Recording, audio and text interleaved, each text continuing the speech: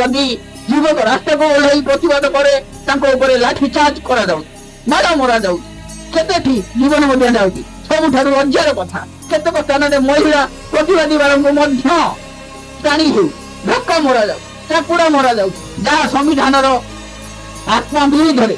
Social ମିଡିଆରେ କେତେକ ଯୁବକ ସତ୍ୟ କହିବାକୁ ଚେଷ୍ଟା କଲେ ବି ମଧ୍ୟ ସେମାନଙ୍କୁ ଚୁପ୍ କରାଯାଉଛି, ତାଙ୍କ ଆକାଉଣ୍ଟ ବନ୍ଦ କରାଯାଉଛି। କାରଣ ଭୟ ଏପଟେ ଯଦି ଯୁବକ ଏକତ୍ର ହୋଇଯିବେ ତାହେଲେ ଜାତି ନାମରେ ରାଜନୀତି, ଧର୍ମ ନାମରେ ରାଜନୀତି, ଘୃଣା, ବ୍ୟବସାୟ ସବୁ ଭାଙ୍ଗି ପଡିବ। ଆଜି ଲୋକଙ୍କୁ ହିନ୍ଦୁ ମୁସଲିମ, ଉଚ୍ଚ ନିମ୍ନ ଜାତି ଧର୍ମରେ ବ୍ୟସ୍ତ ରଖାଯାଉଛି। ଯେପରି କେହି ଚାକିରି ଆଉ କଥା ନ କହନ୍ତୁ, ଦରମାରେ କଥା ନ କହନ୍ତୁ, ଅଧିକାର କଥା ନ କହନ୍ତୁ।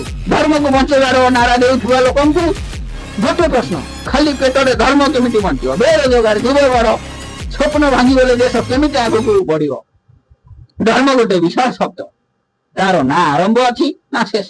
କିନ୍ତୁ କେତେକ ଲୋକ ନିଜକୁ ଧର୍ମ ରକ୍ଷକ ଭାବି ମଣିଷକୁ ମଣିଷ ସହ ଲଢ଼ାଉଛନ୍ତି। ଆଜି ପ୍ରଶ୍ନ ସରଳ, ଓଡିଶାର ଯୁବକ କେବେ ପାଇବ ନିଜ ମାଟିରେ ସମ୍ମାନର ଚାକିରି? କେବେ ମିଳିବ ପରିଶ୍ରମ ଠିକ ମୂଲ୍ୟ?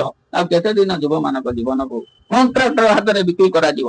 ଆଜ୍ଞା ଦର୍ଶକ ବନ୍ଧୁ, ଗୋଟେ ଜାଣନ୍ତୁ, ବର୍ତ୍ତମାନ ଯୋଉ ରେଟ୍ ବଢି ଚାଲିଛି, ଯୋଉମାନେ କଣ୍ଟ୍ରାକ୍ଟର ମାନେ ଯୋଉଭଳିଆ ଲୁଟୁଛନ୍ତି, ସରକାର ଯୋଉଭଳିଆ ଲୁଟୁଛନ୍ତି, ଟଙ୍କା 8,000 ଦରମାରେ କଣ ଚଳି ହବ?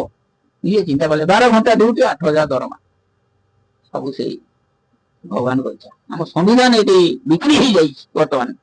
ଜୟ